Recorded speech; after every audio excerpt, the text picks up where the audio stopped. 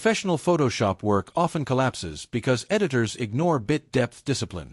Bit depth determines how much tonal information an image can hold, directly affecting gradients, color transitions, and retouching tolerance.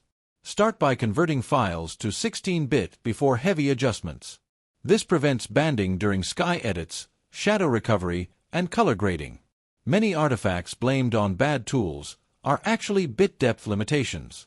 When performing curves or gradient map adjustments, 16-bit files retain smooth transitions that 8-bit files cannot.